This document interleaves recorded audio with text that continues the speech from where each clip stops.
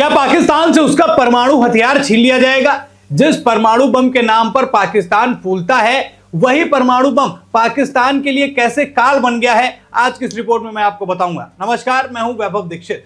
परमाणु बम को लेकर आपने पाकिस्तान को कई बार गीदड़-बक्कियां करते हुए देखी होंगी। वो कई बार ये कहते हैं कि हम भारत पर परमाणु अटैक कर सकते हैं, हमारे पास परमाणु बम है, हम कुछ भी कर सकते हैं। लेकिन वही परमाणु शक्ति पाकिस्तान के लिए मुसीबत साबित हो गई है। बताया जा रहा है कि भारत ने जो हमला किया था, हालांकि इस चीज के कोई प्रूफ नहीं है और भारतीय सेना ने भी इस बात को पूरी तरीके से नकारा है कि इसमें भारत का कोई दोष नहीं है। मामला यह है कि पाकिस्तान में जब भारत हमला कर रहा था तो उसी बीच वहां पर जहां इनका न्यूक्लियर केंद्र है, जहां पर इनका परमाणु केंद्र है, जहां पर ये सब कुछ सुरक्षित रखते हैं, वहां से खबर आती है कि रेडिएशन फैलना शुरू हो चुकी है। और उसके बाद अमेरिका से कुछ चीजों का लगातार पाकिस्तान पर पहुंचना, और इसलिए पहुंचना कि उन रेडिएशंस को जो है वो कंट्रोल किया जा सके।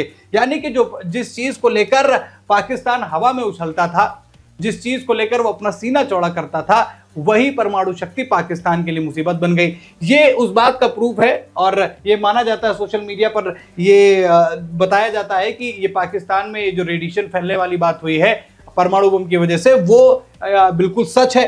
अब ऐसी स्थिति में भारत ने इस बात का फायदा उठाया।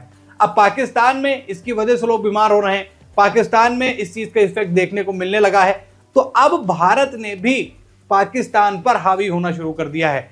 पहले आप राजनाथ सिंह का यह बयान सुनिए कि राजनाथ सिंह ने पाकिस्तान को लेकर कहा क्या। कि क्या ऐसे गैर जिम्मेदार और रोग नेशन के हाथों में परमाणु हथियार सुरक्षित हैं?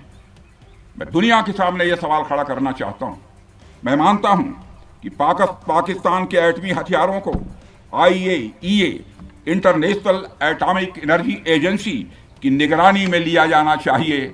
मैं ये कहना चाहूंगा और साफ तौर पर कहना चाहूंगा। देखिए, मतलब साफ है कि जो इतना नाकारा निकम्मा देश हो, जिसके पास न्यूक्लियर पावर हो और उसको ही वो सेफ न रख पा रहा हो, उससे दुश्मन देश तो छोड़िए, अपने ही देश में वो नुकसान हो रहा हो, तो ऐसे देश से ये शक्ति वापस ले लेनी चाहिए, ऐसा राजनाथ सिंह कह रहे हैं। और तमाम तरीके की बातें भी इसलिए उठ रही हैं क्योंकि पाकिस्तान में ये जो न्यूक्लियर लीकेज की जो बात सामने निकल कर आई, जिसकी वजह से जो रेडिएशन फैली, उससे न सिर्फ पाकिस्तान में हड़कंप मचा हुआ है, बल्कि विश्व के तमाम देशों में इस चीज को लेकर बात चल रही है कि पाकिस्तान जो खुद के अपने स्थितियां नहीं संभाल पा रहा है, खुद का अपना एक जो उसका एटॉमिक पावर है उस चीज को कंट्रोल में नहीं कर पा रहा है, तो फिर वो बाहर कैसे इन सारी चीजों को एग्जीक्यूट करेगा, कैसे दुश्मन देशों पर जो अप्लाई करने की बात करता है। चलिए, वो तो खैर दूर की बात है, ये सब होना तो असंभव चीज ऐसी है, क्योंकि परमाणु शक्ति का इस्तेमाल करना जो है वो इतना आसान काम नहीं है, क्योंकि पूरा विश्व जो है इस चीज के खिलाफ है। हमने देखा था कि हिरोशिमा में क्या हुआ, हमने देखा कि नागासाकी में क्या हुआ, तो इस वजह से ये सारी चीजों से बचा जाता है। लेकिन दूसरे देश को डराते डराते कैसे पाकिस्तान में ही स्थितियां हो गई हैं और उस चीज की खिल्ली लगातार उड़ाई जा रही है। अब ऐसे में सवाल उठता है कि क्या वाकई परमाणु शक्ति किसी देश से ली जा सकती है, उस पर किसी और का कंट्रोल हो सकता है? देखिए, अगर इसका साफ और सुथरा जवाब दूं बिना बातें घुमाए, तो वो है बिल्कुल भी नहीं, क्योंकि इस पर किसी का कोई अधिकार नहीं होता। वो उस देश की ताकत है और वो देश सक्षम था, इसीलिए उसने बना लिया। जैसे भारत है, भारत के पास में भी है, पर भारत के पास ये भी क्षमता है कि उसको सेफ और सिक्योर रखा जाए। पाकिस्तान जैसे गैर जिम्मेदाराना हरकतें नहीं की जाती हैं कि दुश्मन को डराने के लिए रखा गया हथियार अपने ही देश में जो है वो मुसीबत पैदा कर दे रहा है। और इस चीज़ की जो कंफर्मेशन थी वो तमाम जगहों पर मिली, मैंने आपको दिखाया भी, और लोगों पर वहाँ का जो इफेक्ट है वो देखने को मिल रहा है कि लोग इसकी वजह से बीमार हो रहे हैं। आसपास के क्षेत्र को खाली कराया गया, ऐसी सूत्र खबरें बताते हैं। तो वही पाकिस्तान जो भारत को परमाणु शक्ति के नाम पर डराने की कोशिश कर रहा था, उसको लेकर खुद पाकिस्तान अब परेशान है। और हमारे देश के प्रधानमंत्री ने भी ये बात साफ और बड़े लेवल पर ये चीज कह दी है कि पाकिस्तान के इस गीदड़ भभकियों से अब हम डरेंगे नहीं। एक बार सुनिए नरेंद्र मोदी ने जो पाकिस्तान परमाणु बम को लेकर धमकाता है, उसको लेकर क्या कहा था।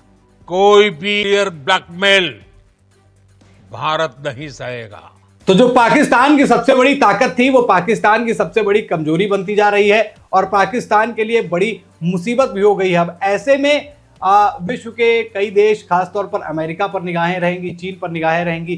क्या वाकई अगर ऐसी स्थिति पाकिस्तान में हो रही है तो सारे देश बैठ के इस चीज को लेकर चर्चा कर सकते हैं कि पाकिस्तान से ये शक्ति वापस ले ली जाए। वाकई जिस तरह की स्थितियां है अपने घर में संभाल नहीं पाए वो, तो क्या कहना चाहेंगे आपके पाकिस्तान से? वाकई क्या ये परमाणु शक्ति को वापस ले लेना चाहिए या फिर जो स्थिति पाकिस्तान में है उसको उसी हाल में छोड़ देना चाहिए? कमेंट करके अपने राय जरूर बताइएगा दोस्तों। खबर में इतना ही।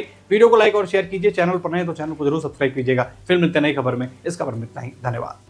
हमारी सेनाओं का निशाना अचूक है और वो जब वो निशाना लगाते हैं तो गिनती करने का काम वह दुश्मनों पर छोड़ देते हैं। साथियों, आज आतंकवाद के खिलाफ भारत की प्रतिज्ञा कितनी कठोर है इसका पता इसी बात से चलता है कि हमने उनके न्यूक्लियर ब्लैकमेल की भी परवाह नहीं की है। पूरी दुनिया ने देखा है कि कैसे गैर जिम्मेदाराना तरीके से पाकिस्तान द्वारा भारत को अनेक बार एटमी धमकियां दी गई हैं। आज श्रीनगर की धरती से मैं पूरी दुनिया के सामने यह सवाल उठाना चाहता हूं कि क्या ऐसे गैर जिम्मेदार और रोग नेशन के हाथों में परमाणु हथियार सुरक्षित हैं? मैं दुनिया के सामने यह सवाल खड़ा करना चाहता हूं।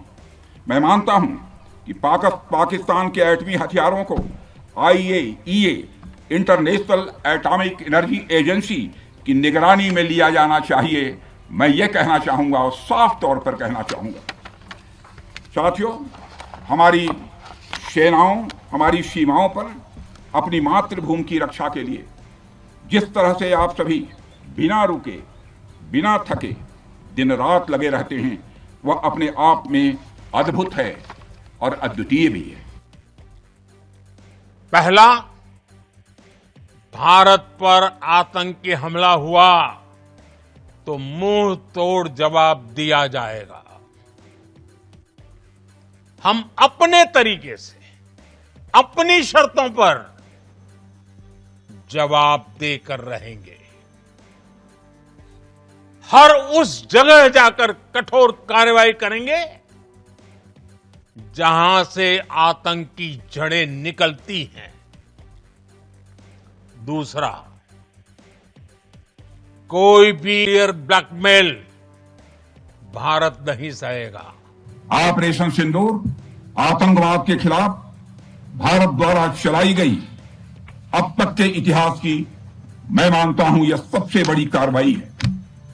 35-40 वर्षों से भारत सरहद पार से चलाई जा रही आतंकवाद का सामना कर रहा है।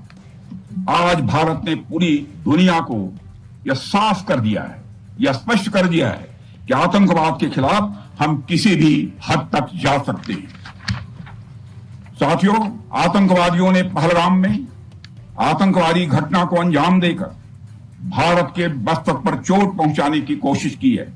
भारत की सामाजिक एकता को तोड़ने का भी प्रयास किया गया है। उन्होंने भारत के माथे पर वार किया, हमने उनकी छाती पर वार किया है और छाती पर घाव किया है। पाकिस्तान के जख्मों का इलाज इसी बात में है कि वह भारत विरोधी और आतंकवादी संगठनों को पनाह देना बंद करे और अपनी जमीन का इस्तेमाल भारत के खिलाफ किसी भी सूरत में न होने दे। साथियों, आपको याद होगा कि लगभग 21 साल पहले स्वर्गीय अटल बिहारी वाजपेयी जी के सामने इसी पाकिस्तान ने इस्लामाबाद में डिक्लेरेशन किया था कि अब उनकी धरती से आतंकवाद एक्सपोर्ट नहीं किया जाएगा। मगर पाकिस्तान ने भारत को धोखा दिया है, पाकिस्तान ने भारत को छला है और आज भी वह धोखा दे रहा है। इसका खामियाजा अब उसको भारी कीमत करके भुगतना पड़ा है और यह कीमत यदि आतंकवादी वारदातें चलती रही तो लगातार यह बढ़ने ही वाली है।